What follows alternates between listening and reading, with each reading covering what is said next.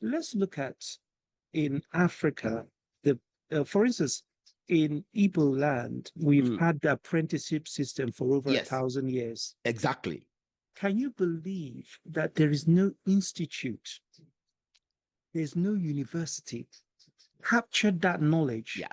and articulated it in a way that now we can scale it up and train the young people?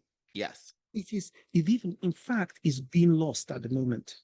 Something that empowered people that, one of the professors did a research in Harvard and he wrote a book on Harvard on the apprenticeship system and called it stakeholder capitalism.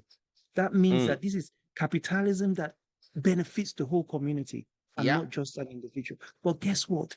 The government has not even shown any political will to say, you know what? Let's create an institution out. Yes.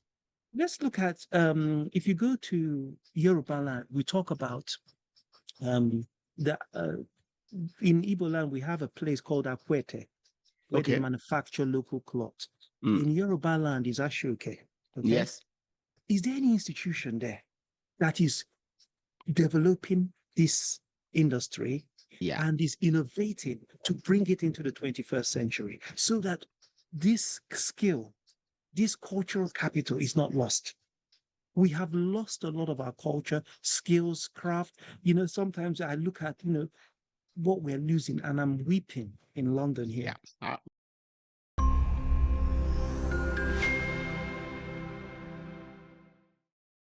Wow, Charles, man, how are you? I'm all right, thank you. And you? I'm good. I'm good. I'm good. Yeah, yeah, just busy. I do some teaching and at a university, and Yes. we have a different system from normal universities. So Okay. sometimes our terms, well, like for instance, our final term has started this week and it will end Really? in August. Wow. So yeah, so that's so we've been having a lot of pre-term meetings. Yes. So they fixed this one just this week, and I know Yes. we had planned this one a Yeah. few weeks back. Yeah. All right. It's okay. It's okay. See, Charles, see, tell my audience who you are and what you do. You already say you're a teacher, lecturer, but tell them more. Yeah. Hello, everyone. My name is Charles Oham, and I have a background in entrepreneurship and international development, community development, and faith-based organizations. Okay. Yeah. Okay. Now you just talked about three different things: international development, community development, and faith-based organizations. Good. See, I would like to talk about those three things. Okay. Yeah. Now, see, I know we have a conversation, and the kind of things we talked about were interesting. And see, you are a see. I like to see you're a teacher. My father and mother were teachers. See, and for me, I'm a teacher. Okay, I teach people. I teach my children, and I like the sound. Okay, so permit me to call you a teacher for this session. Yeah. Okay, Yes. good, good, good. So, see, I also know that you are a researcher, right? And I think that we, as Africans, we have a lot of catch up to do in those areas. Okay. So what's your view about teaching, schooling, education, and research in Africa? Yes. Thank you very much. I think you've hit the nail on the head. Mm, And one of the big issues we have in Africa is the value of education, the value of research has not been placed on the same level as other things. For mm. instance, things like politics, Yeah. things like or sometimes, okay, acquisition of wealth, they are not, education and research is not put in that place. Now, I have the privilege of working in higher institutions in the UK or in the Western world. Yeah. And it amazes me about of the value that is placed. The government allocates significant sums of money to R&D. Yeah. Universities, for example, have been involved in funding programs with universities, and we always have bids. There are millions and billions of pounds floating around for people with ideas, Yeah. academics working with businesses, businesses working with universities, universities working with the third sector, which is social enterprises and community organizations. And so much activity is going around. For example, there is a term used to refer to universities, and it's called the civic university. And Okay. a civic university is a university that has an impact far wider than the confines of that campus. So if you take that university out of that environment, you would find out that other things in the community die down. Why? Yeah. Because the university isn't relevant, not just to those in studying or the teachers, but is relevant to the community. For instance, many universities are the largest employers of Yeah. people in a local borough. Many of them are providing relevant interventions. For instance, I was on the rank of an associate professor in one university, and they opened up their library to the community. The community came in to play chess, to borrow, well, to read, and Yeah. so there's so much activities, and it makes me to wonder. I do not see these things happening in Africa.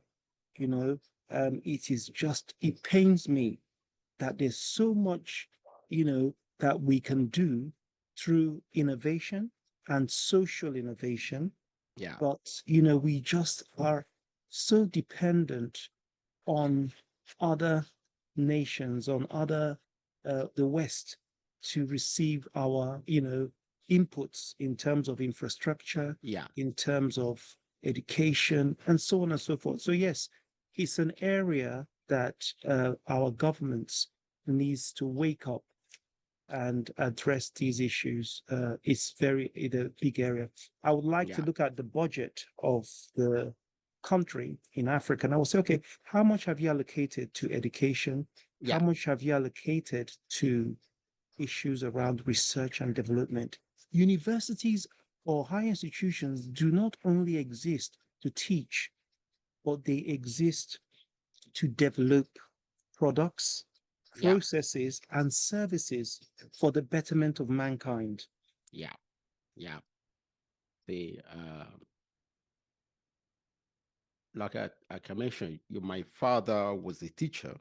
Uh, he was doing his PhD in the early 80s before he abandoned it to focus on his work with then NMBC.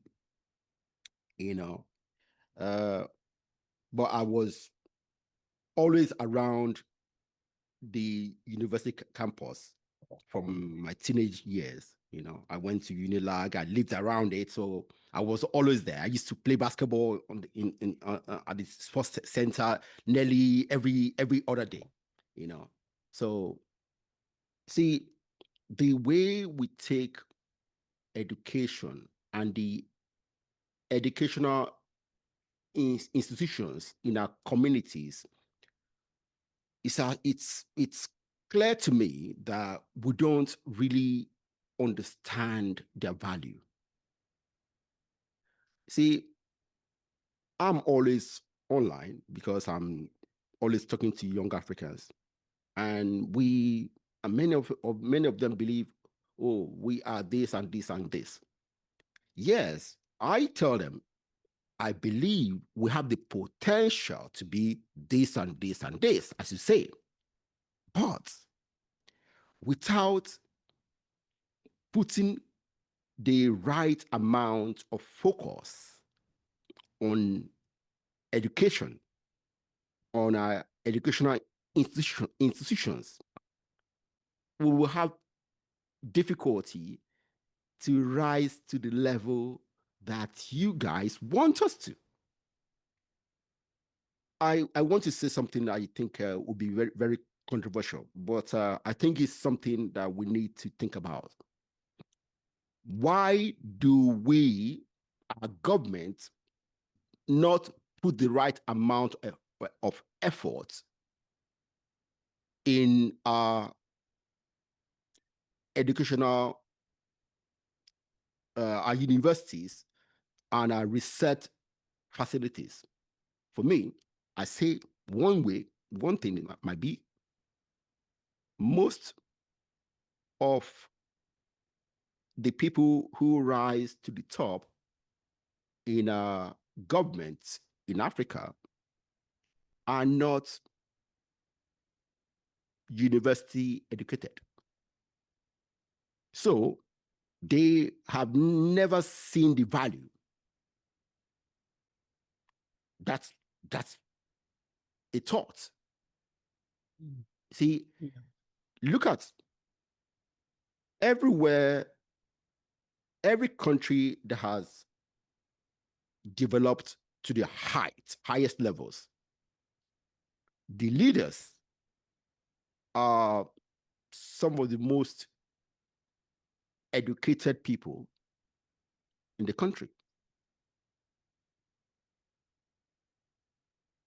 Yes, I know there are so many things that we can do, we can do without university education, but the research that needs to be done can only be done in the educational institutes.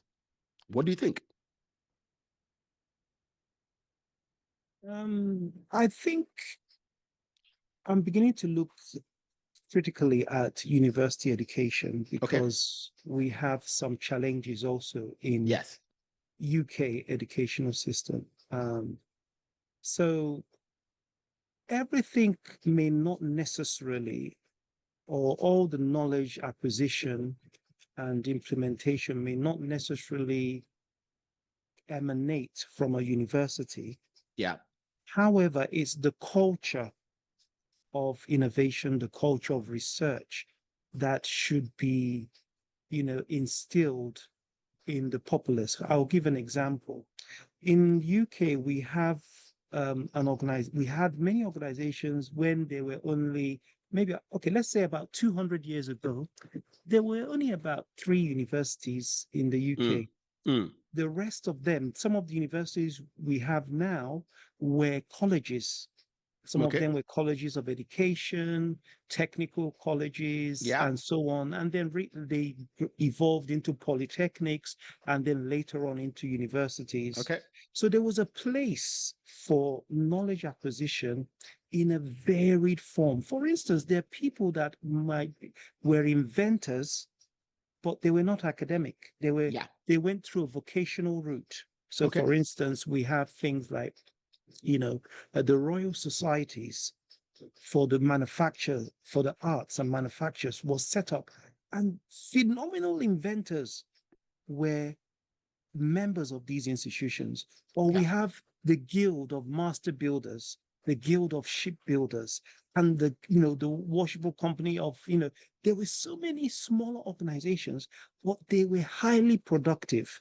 They were highly innovative and producing. So there was a culture of, inquisitiveness. There was a culture of, adventure, looking for solutions to problems.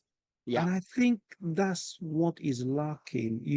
The university is a very critical part of innovation and development, but also it's about people,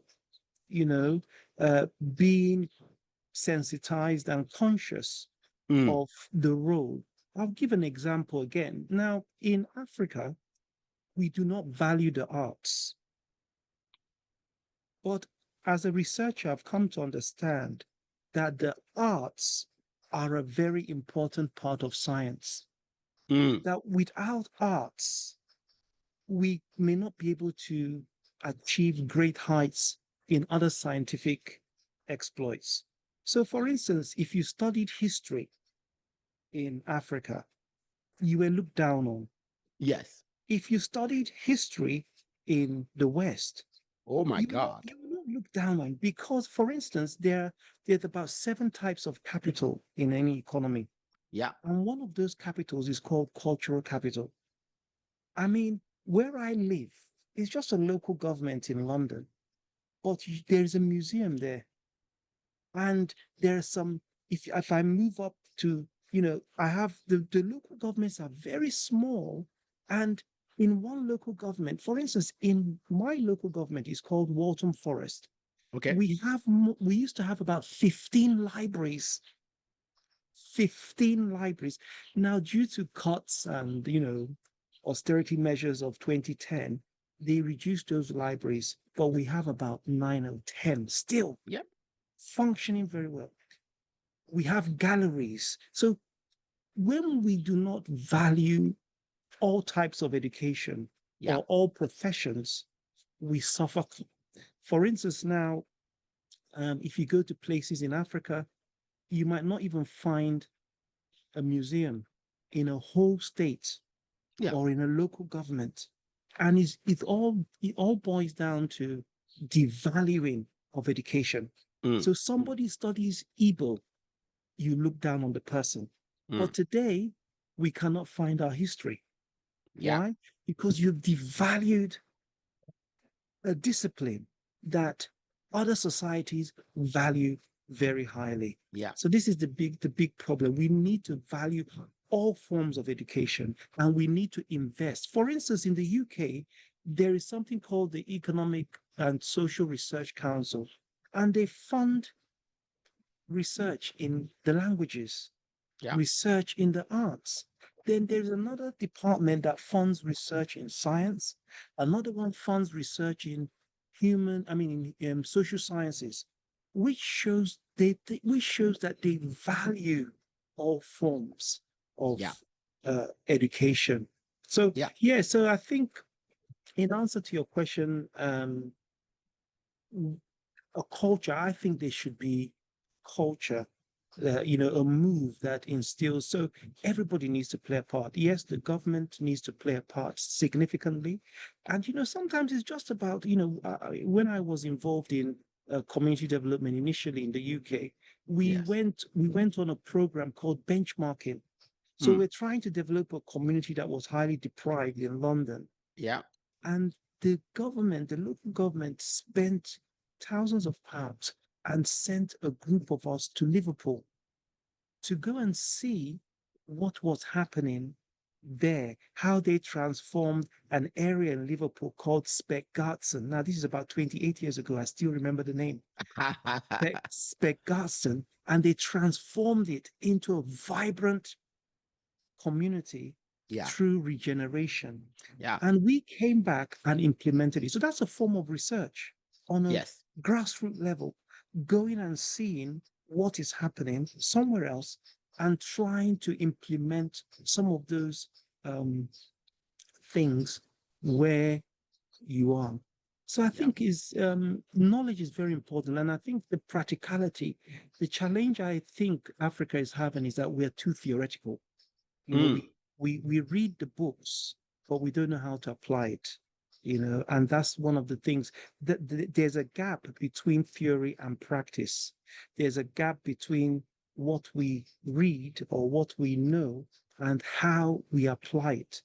And that's why we need to put a framework and look at some strategies that we can put in place to bridge that gap so that, those who are knowledgeable can implement those innovations that we need very, very critically. You're right. You're very right. See, yes, many of these universities we have now in the UK started as colleges, and yeah, that's true.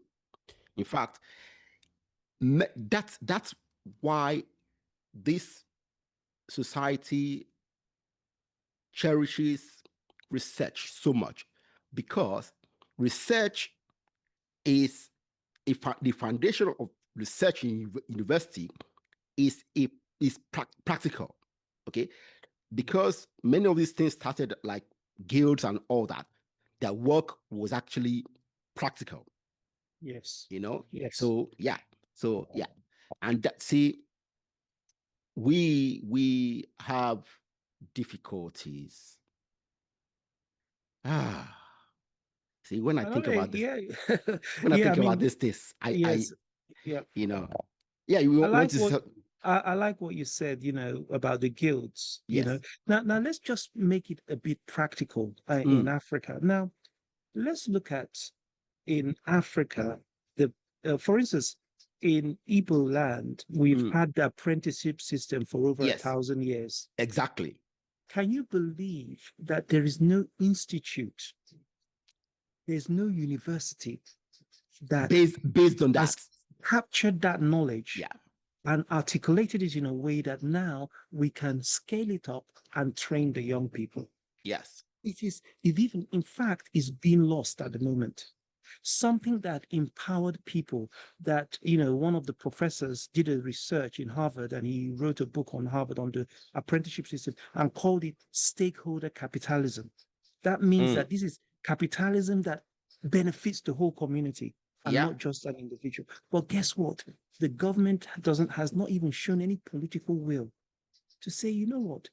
Let's create an institution out of around this. it, yes, Let's look at if you go to Yoruba land, we talk about the in Igbo land we have a place called Akwete where they okay, manufacture local cloth. mm, In Yoruba land is Ashoke. Okay, yes, is there any institution there that is developing this industry yeah, and is innovating to bring it into the 21st century so that this skill, this cultural capital is not lost? We have lost a lot of our culture, skills, craft. Sometimes I look at, what we're losing and I'm weeping in London yeah, here, me for too, Africa. me Yeah. too. You Mhm. see, I like what you just did. You made it so practical so that my listeners and watchers can actually start seeing what education is all about. Okay, education is not about reading books. Okay, yes, reading books is Part of very it, yeah. important, but the practicality is the most important thing, because if you read all the books and you can't make it into something that will Yes. benefit others, then Yeah. there's no value. You know, Yes. Yeah. you I mean, I see, run a project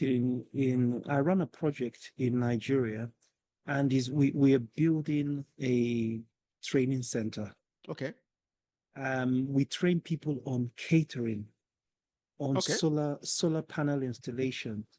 And we're looking at different skills, and different vocations that young people, who are not doing anything. And we also train them on entrepreneurship and give them a little capital.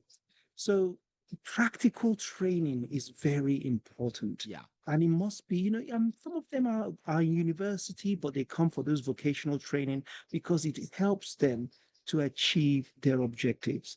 Now, mm, that's the little we can do. So the little I can do as someone in diaspora is to start adding value. It could be just 100 people in my lifetime that have provided some practical training, and that's what we're encouraging a lot of Africans in diaspora to yeah, start doing. And interestingly, it doesn't cost much. mm, Sometimes with just a little amount of money, yeah, you can make a big difference in a community yeah, in Africa. yeah. That's true. That's Yeah. true. See, let's take what you said now. See, I know I've heard this term so much: social entrepreneurship. Please tell us in a simple language that it only a teacher can come up with. What is social engineer social entrepreneurship? Yes, thank you very much. So my area of expertise Yes. is in social entrepreneurship. Okay. And what that simply means is running a business for others. Okay. Break it So, down. yeah, okay. So, for instance, a social entrepreneur is someone who uses business principles to run a business, to run a social business that, and when they make profit, it does not go back to the individual that is the social entrepreneur, but Okay. is plowed back into that business or organization for a social purpose. Okay. So, for instance, an example is Dangote. Mm. Dangote is an entrepreneur. So he makes so much money and he's the richest man in Africa. Mm. But if he was a social entrepreneur, the billions that he makes would not be his own. Okay. He would divest it from himself and he would use it to further the social objectives that he had set up. So, for instance, Okay. some social entrepreneurs are set up to provide employment to people. Okay. So, what they do is if they set up a business and it makes a lot of profit, rather than sharing the profit between the Himself owner, and other investors. yes, Okay. they use it to employ more people. So that's a Okay. social objective. Okay. Another social enterprise could be set up to provide healthcare services. Okay. So they set up a hospital, maybe they charge a fee or they get commissioned by the clinical commissioning group of a local authority to Okay. run health services. When they receive those funds, at the end of the year, they've paid staff, they've covered their overheads, and they have a profit. They say, oh, look, we made £500,000. You know what?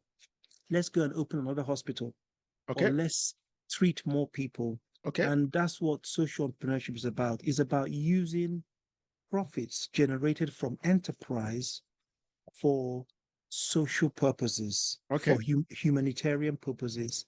And that's what the social entrepreneur does. So Good. he's very much astute in running a business. He has to do his Yeah. marketing. He has to do every other thing like Okay. a businessman.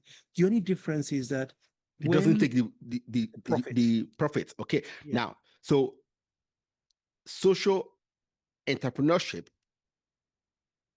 it's not that they are not looking to make money, but the only thing is that when they make money, they plow it back into their social uh events they purpose. want to fund, right? Yes, their mission. Yeah, their Okay. social Well, purpose and their mission. that's good. Mm. That's good.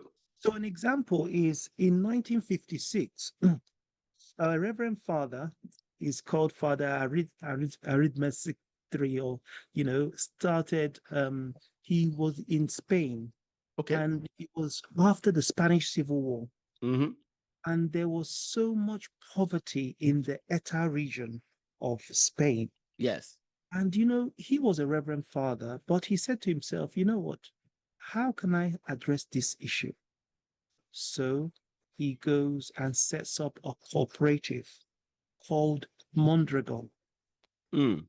Mondragon started training people in in plumbing, electrical work, in farming, and they set up a cooperative called Mondragon. Today, Mondragon is a global company with a turnover of 14 billion euros. Wow. Wow. Now, this is social entrepreneurship. Yeah. He died, I think, in 1971 or 76, and he didn't die as a billionaire or a Yeah. multimillionaire. He had set up an institution, a global company that helped so many people and took Yes. people out of poverty. So Good. a social enterprise has three bottom lines. Okay. Many businesses have one bottom line. They say we want to make money. Mm. But a social enterprise has three bottom lines. The Okay. first bottom line is they want a social purpose. they have to be doing something to help others. It could be in education, it could be in health, it could be in employability, it could be helping people with disability, whatever it is, they have a social purpose. The next purpose or bottom line they have is that they want to be environmentally sustainable and environmentally Okay. friendly. So they have an Okay. environmental purpose. It will be very hard to find a social entrepreneur destroying the environment. Mm. I mean, you see at the back now, I love this beauty. This is conservation. Yeah. You know, I love nature. It'll be very hard to see a social entrepreneur cutting down trees in the Amazon forest and destroying it just because they want to build a ranch, make so much money. Mm. They want to work in a sustainable way Yeah. to make Okay. sure that what they're doing is not destroying the environment for the next generation. Yeah. And then the third purpose is financial sustainability. They want to make a profit because if they don't make a profit, they will not be able to run their ventures. They will not be able to support or further their objectives. Yeah. So that's the thing about social entrepreneurs. And then the other thing I Good. want to say before you come in is that the social entrepreneur tries to tackle failure Okay. or problems in the community or challenges. And there are three kinds of challenges. The first one is market failure. Okay. Market failure is when a business fails to provide its social responsibility. And I'll give an example in UK. In the UK today, 1 in 4 people at one time were financially excluded. Mm. They Okay. could not open a bank account. And because they could not open a bank account, they were pushed into the hands of loan sharks Mm. who would give them money or help them and then charge them exorbitant amounts, whereby they were put into poverty. Imagine someone earning £100 a week, and he would have to go and cash his check at a pawnbroker and give away £10, £20. Yeah. Now that will have an impact on his family, looking Yeah. after his family or her family. So the social entrepreneur tries to address market failure where Okay. businesses have failed society. So Okay. an example in the UK and is a microcredit, a credit union. Okay. So a credit union is a bank, but is set up to help people that the banks have excluded. Mm. So that's We need that very much uh, in Africa. yeah. So that's but some are coming up Yeah. like Yeah. Yeah. MFIs, microfinance. Some of them, Yeah. But yeah, the other one is so that's the first one. The second failure is governmental failure, Okay. and I think that's the one we need a lot in Well, no, in Africa. we need everything. Yeah. So governmental failure is where the government fails to provide the basic goods and services for Mm. the people. Hospitals, schools, roads, water. The government fails in these areas. Sometimes the government has the money, but due to corruption, they siphon money meant for these purposes. So what happens? The social entrepreneur steps in Mm. and tries to mitigate these challenges. So that's governmental failure. Okay. And then I think I extended this last one highly in my work. In some of the research I'm doing, it's called societal failure. Okay. Society has failed sometimes. For instance, if you look at in Africa, people that have been affected by mental health have Mm. been failed by society. Okay. They have been stigmatized. Mm. People with disability, those kind of things, Mm. you say, Mm. oh, stigmatization and all that is society failure. Now, for instance, it took a young lady from Scotland to travel all the way to Igbo land and eastern Nigeria to stop the killing of twins. Yeah. That's what we call societal failure. Mm. But that was about 200 or 100 years ago. But Over to today, yeah. Yeah. Mm-hmm. today, one of the societal failures we have in Africa, especially in Nigeria, is the get rich quick, the Mentality. value mentality, Yeah. or where we value, when someone has money, we celebrate them, regardless of how they got their Got money, the money. regardless of where they got. It's a societal failure. Yeah. And a social entrepreneur would try to tackle that problem. Mm. Will go in and try to. Now, how do they tackle it?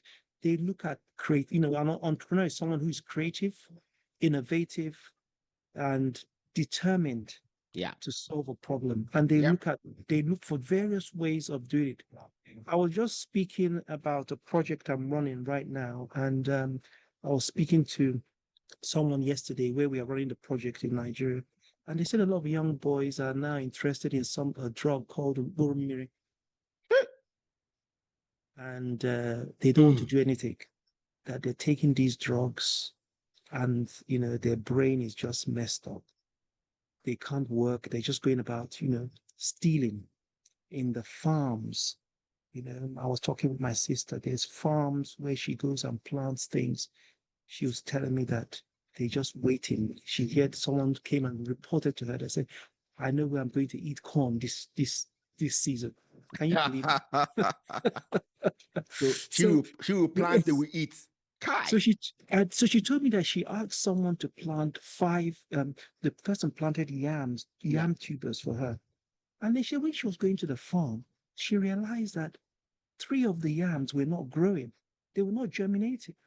So she said, "What's going on here?" And she went and dug it, and the yam was not there.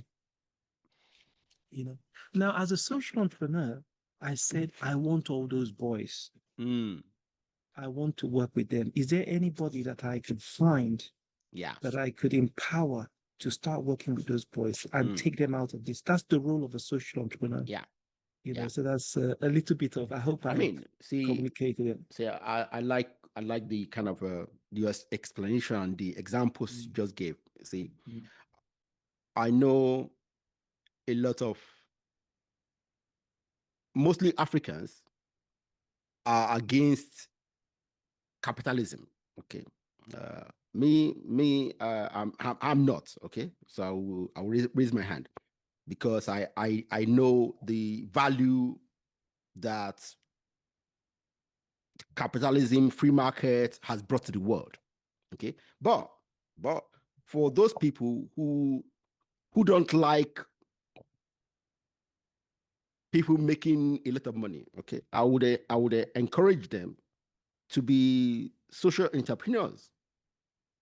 Now, the work, there's so much work to be done in Africa. They can become social entrepreneurs to to solve those problems, make the money, and plow it back to solve more problems. A good example is what although it's a bit controversial, but what Bill Gates is doing, Yeah. it is an extension or a critical review or critical. If you're looking at it critically, you could call Bill Gates a social entrepreneur Yes. because Right now he is. yes, because Okay. he's Right now now he is. he's giving back everything. He said Mm, he will give 200 billion to mm. Africa, all most of his money. So that we call it, we joke and call social entrepreneurship the Robin Hood of business. Yes. You know, See, what my comments about when I saw that on social media is good. I like it, but Mm. like I said, my comment was that I hope the aid, the money will not become another age aid that doesn't do anything for Africa, because we have gotten hundreds of billions of dollars of aid that has done nothing for our society. Mm. Now, now, if he empowers young social entrepreneurs all through various areas of Africa, then I'm up for it.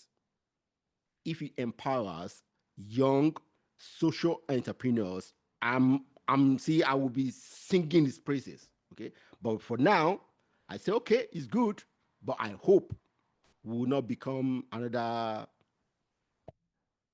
They fund all manner of things. The people who work in those areas make a lot of money, live large, but the society doesn't get anything in return. I hope not. So that's where the stakeholder comes in. You know, Yes. you are a critical stakeholder in this. So you need to be holding him to account. We need to be holding him to account and saying, okay, this is where we would like to see these fundings going. For instance, let's put it into education. Yeah, You exactly. know, let's put it into conservation. I mean, do you know that there are over 2,500 active erosion sites in southeast Nigeria? Yeah, That means, I wouldn't doubt that because I know our roads are rubbish. Oh my God, death traps. conservation. Can you believe that I'm writing a piece on the elephant? Okay. Do you know the city in Nigeria called the Elephant City? I've heard it, but I don't know. Well, the Elephant City is called Eyimba City. Enyimba, yes, yes. But we don't have any Is elephant that in Imo or Abia, Abia? Abia Abia, State. okay. Mm-hmm. But the last time an elephant walked across that part of the Africa was maybe 150 years ago. Wow. What are we doing? Why can't we go to Kenya, South Africa, get to start doing conservation, bring back the elephants? Because you call a city Eyimba Football Club, Yeah. and you don't even have an elephant. Yeah. And No, Enyimba. Yeah. are we not thinking? So these are the kind of things that, if you put it in conservation, tackle the environmental crisis we are having. We have a big environmental crisis in Africa, serious. Yeah, we There are do. places where I used to swim as a child. There's no rivers there anymore. Yeah. They're silted up. All sorts of things are happening. Plants are going extinct. Animals are going extinct. Yeah. No one is doing anything about it. Anything about it. Well, So if see, we can channel fundings to those places, now, that would be good. Charles, the truth of the matter is this: people are not doing anything because their economic condition hasn't allowed them to do anything. See, most of our people are struggling for their daily bread. And until people wake up in the morning and are not struggling to say, where would I get food? They will not think about anything else. You see, and you talked about uh, climate change. See, for Africa to be fully open, right, to to fight climate change, we need to be in that place where we're not struggling for energy. See, I'm telling you, until right now, which city of our country in Nigeria can boast they have 15 hours of electricity without putting generator on?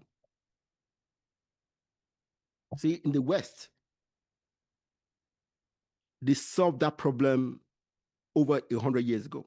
Over 100 years ago. 100 years ago today, that was 1925,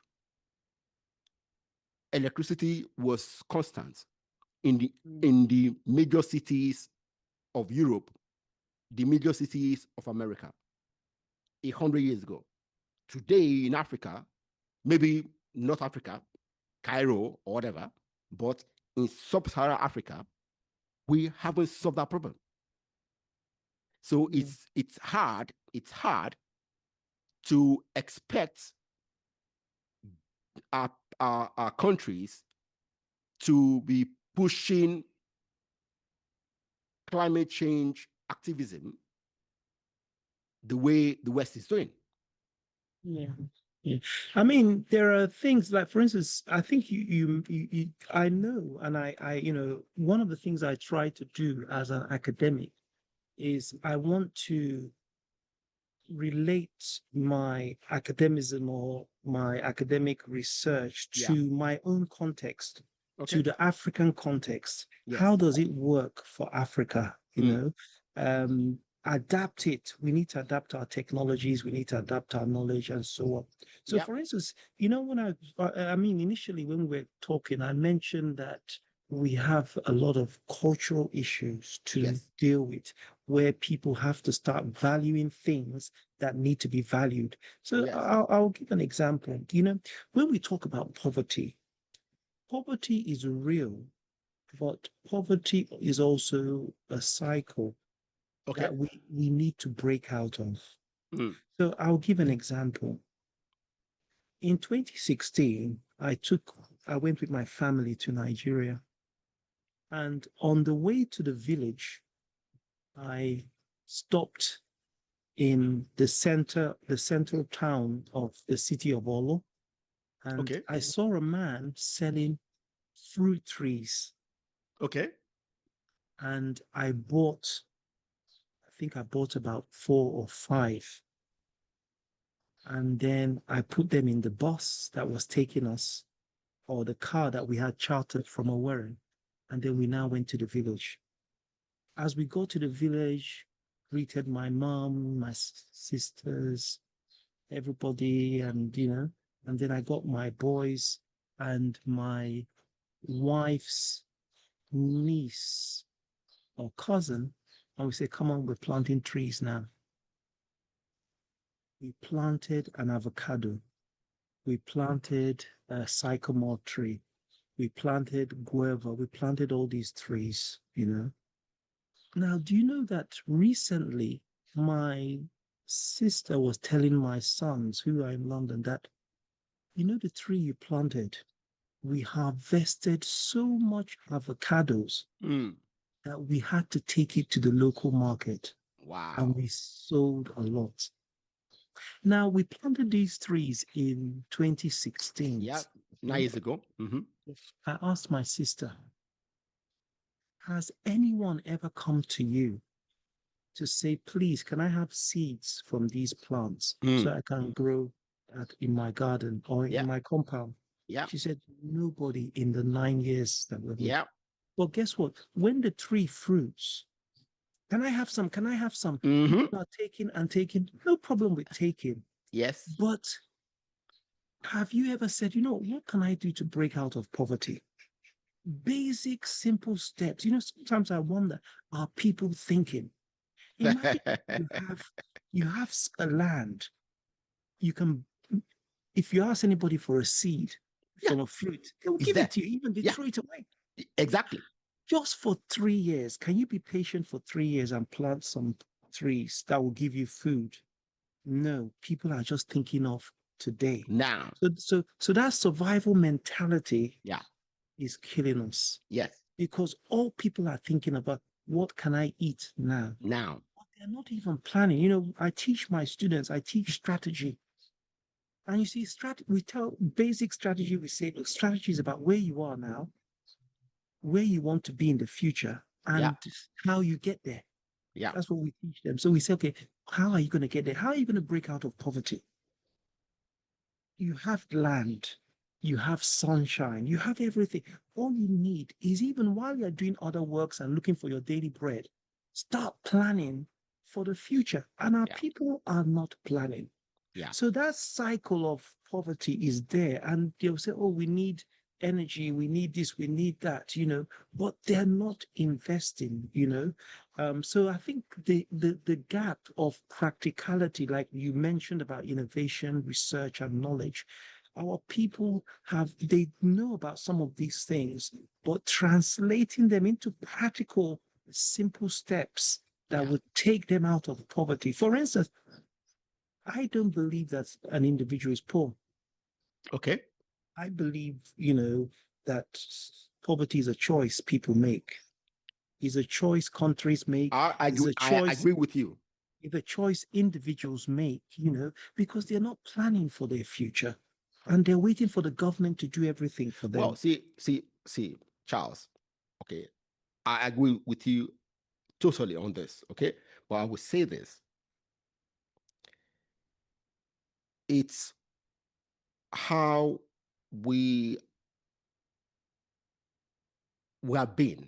Okay, see, the world today is very, very different from 100 years ago, 200 years ago. Okay, the economic structure of today is very different from 200 years ago.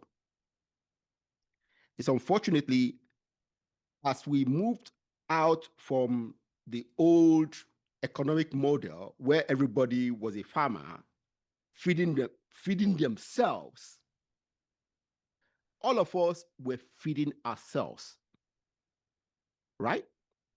You were not relying on your brother to come and feed you. Your brother and his family are farmers. You and your family are farmers. Now, when we graduated out of everybody is a farmer, we didn't learn how to be independent in a new economic model.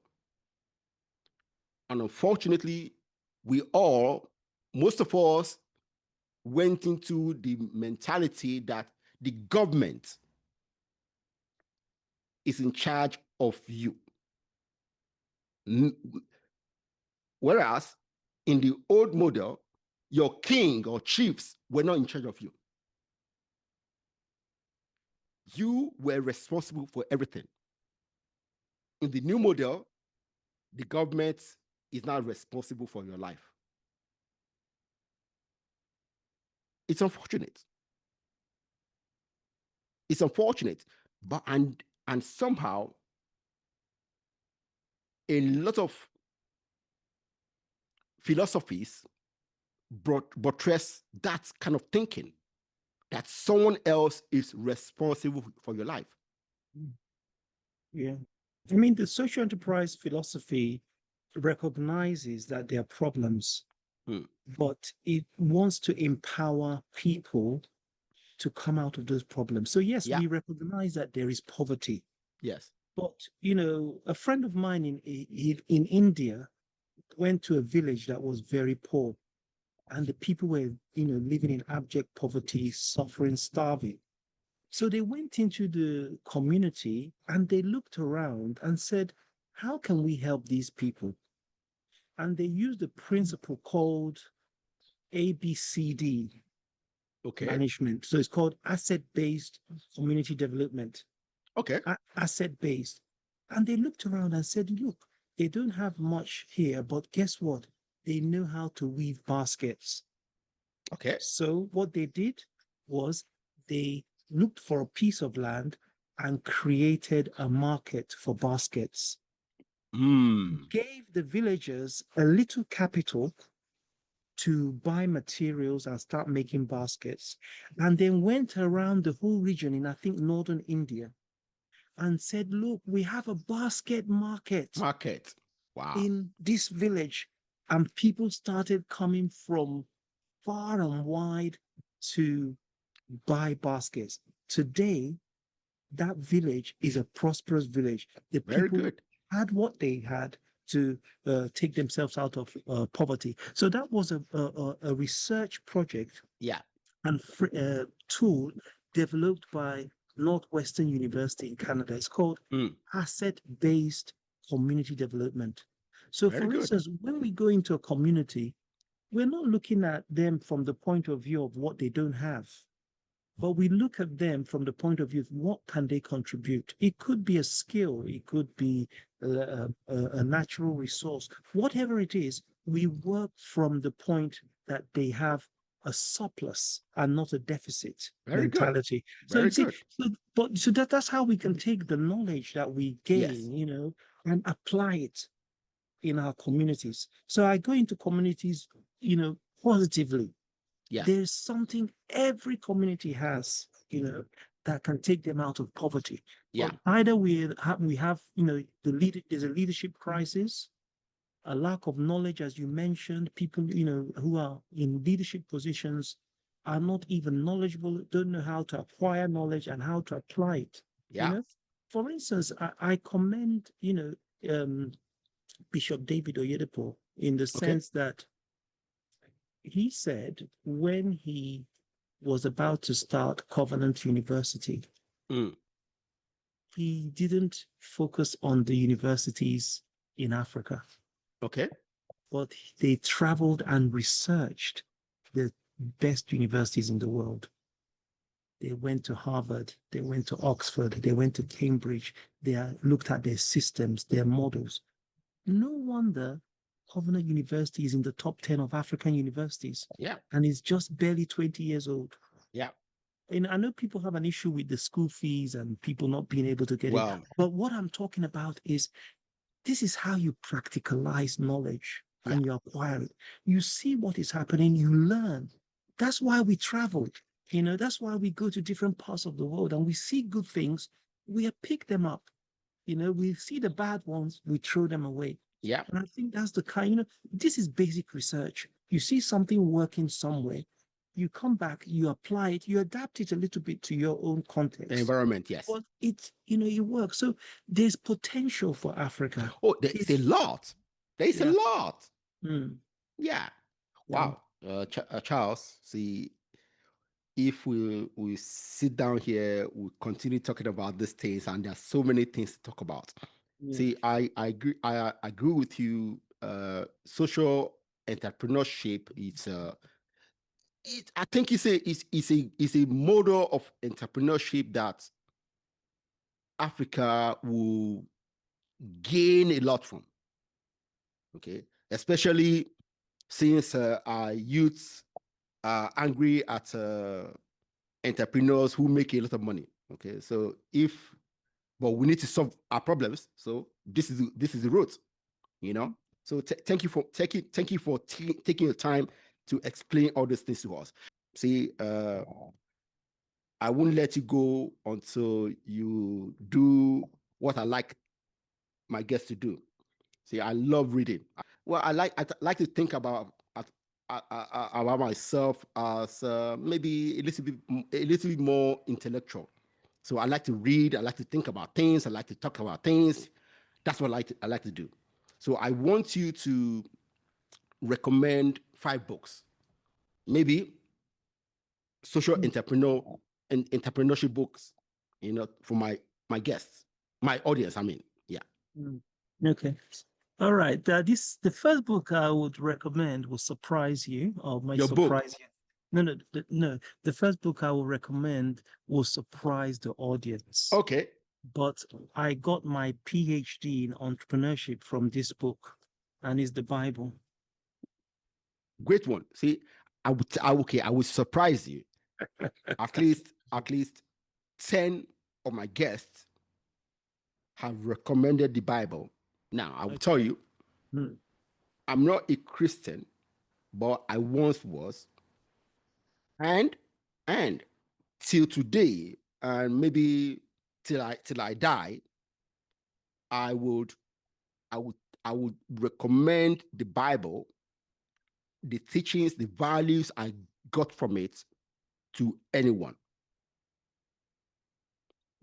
Yes. Yeah. So yeah, thank you for that. So when I was putting a proposal to do my PhD, and I said I want to look at the impact of faith on entrepreneurs, how entrepreneurs, some of my academic colleagues and criticized and laughed at me and said that I should go to the School of Theology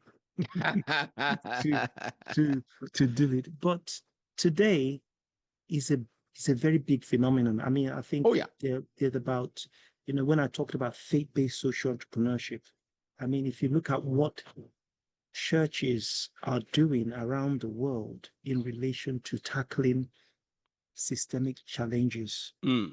and using their faith Yeah. as a capital. There's something called spiritual capital. They're Okay. using their faith as a capital, translating that spiritual capital into financial and economic capital, and tackling a myriad of challenges in the world. So, Mm. I mean, yesterday or 2 days ago, we were looking at CBD. It's called, this therapy, Yeah. Yeah. Yeah. Mm-hmm. cognitive behavioral Yeah. therapy. Mm-hmm. And we just found out that it was applying a lot of principles from the Bible. So I think my recommendation is that the Bible is a very good tool for Yes. spiritual life, but there's a lot we can learn from it, Yeah. about social entrepreneurship, about entrepreneurship, about innovation, and so on. Okay. Another book is Dambisa Moyo's book, Very good. Yeah. Dead, Dead Yeah. Aid. And You know, and that's why I say I like what Mr. Gates is doing, but I hope it doesn't end up like the old yeah. aid. Yeah. Mhm. All Yeah, right. I mean, like you mentioned what Bill Gates is doing. You know that we have the Church of England is creating a reparation fund for slavery. So we engage we are That's another topic. so I'm engaging with them on that. Okay. So Okay. we can decide what we can use the aid for. Okay.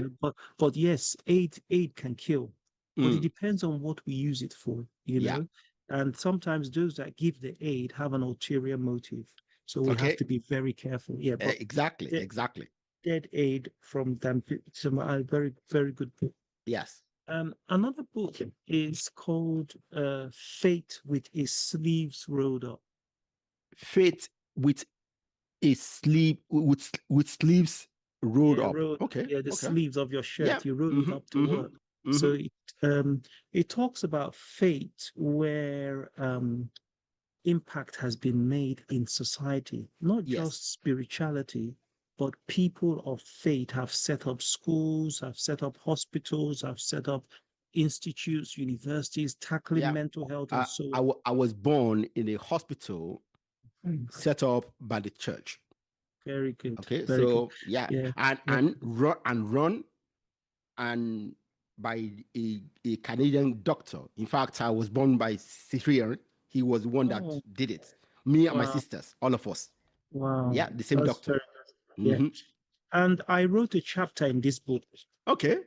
I contributed a chapter, and my chapter is titled, Could There Be Treasures in Our Fate? Okay. Good. Another book here is Social Science Perspectives on Global Health. Okay. Good. Is an academic textbook Yeah. produced by Routledge. I wrote a chapter in this book, but Okay. a group of academics came together, Yeah. and so we're using it to train and teach it. But I wrote a lot on social entrepreneurship. Others wrote on other things, Yeah. in health and social care. Yeah. But it's something that people could read. How many have I Very done good. now? Yeah. One, Go two, for. three.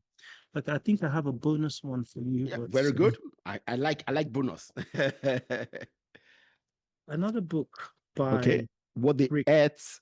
What on What earth am I for? here Okay. for? Purpose. Okay. And it was written by Rick Warren. Yeah.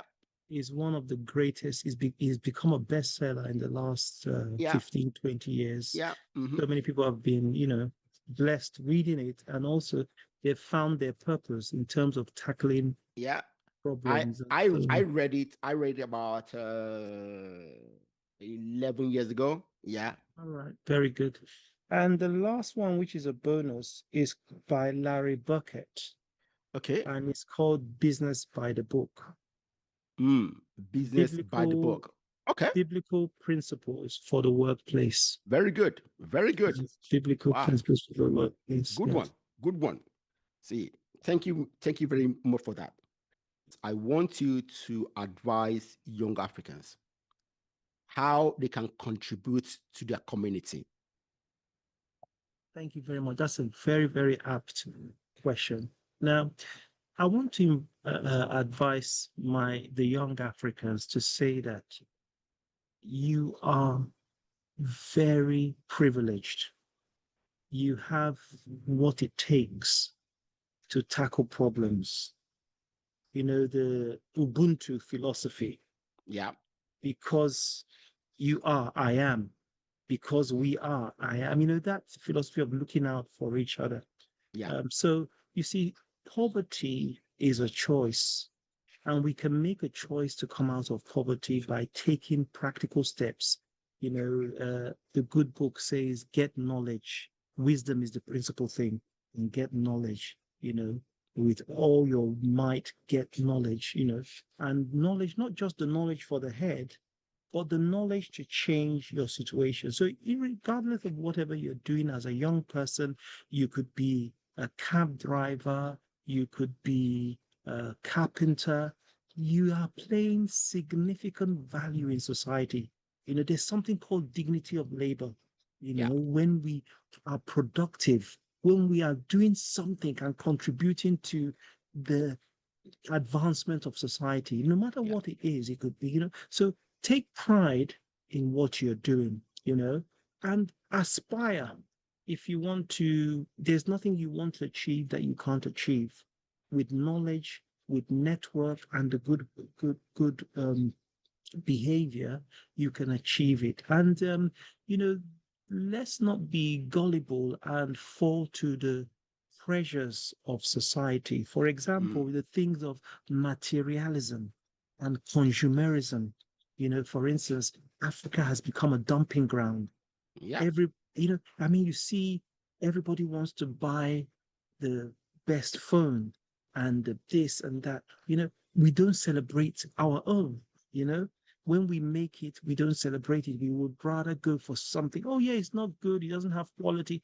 How can we help improve it to have Yeah. quality? You know, Yeah. that's how we should start thinking local, thinking internally, you know, Yeah. about developing ourselves. So I want to encourage young people to be proud of themselves.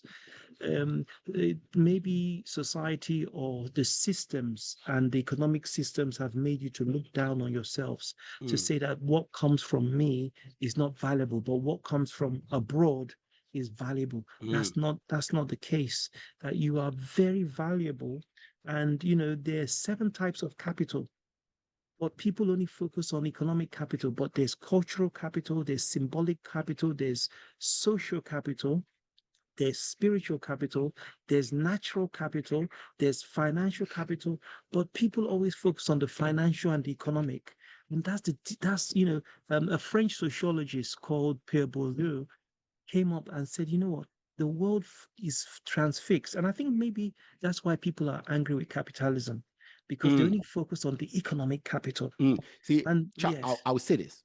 See, mm, I would like you to come back, eh, and focus on the 7 different kind of capital.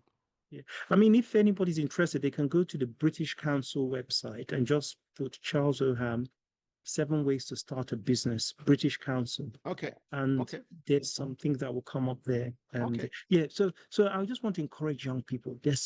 You know, the young people in Africa, you have so much potential. You know, don't look down on yourselves. Look up. And you know, you have so much to contribute to society, and also to tackle the things around you through coming together, sharing your resources, working together. You know, there can be so much critical mass developed by, you know, believing in yourself. And, you Yeah. know, I mean, I laugh when I see young people in Africa wearing English football club jerseys, Chelsea and Arsenal and all that, but they cannot celebrate their own. They cannot invest in their own. That's a big problem. And Yeah. maybe that's why you know, we are frustrated with capitalism. Okay. Okay. Now, my last question. What is your vision for Africa in the next 20, 30 years' time? That's a very good question. My vision for Africa is that African people would come up with their own solutions to their own problems. Mm. For example, if you look at Africa, Africa has not decided on how they want to live, on the kind of constitution, on the kind of political, arrangement they want to have. Self-determination, democracy is not contextualized to Africa. So, and just one aspect, when you talk about economy, when you talk about education, I mean, we should be teaching disciplines in African languages. So my vision for Africa is for Africa to become its own solution provider. It can do it easily. And one of the things I am doing is to empower Africans to address those issues by playing a little part of showing them what they can do through community development and education and vocational skills. Wow. Charles, you have hit this ball out of the park. And I will tell you, you have also energized me to think about other things, which I really want you to come back so that we can talk about them. All right. Thank you very much. I would like to thank you for the great program you're doing, and thank you for this, because this is one of the ways where we are translating and disseminating knowledge and research, and that's how we change the situation. Thank you very much. Thank you. Thank you very much. Bye-bye. Bye-bye. Thanks.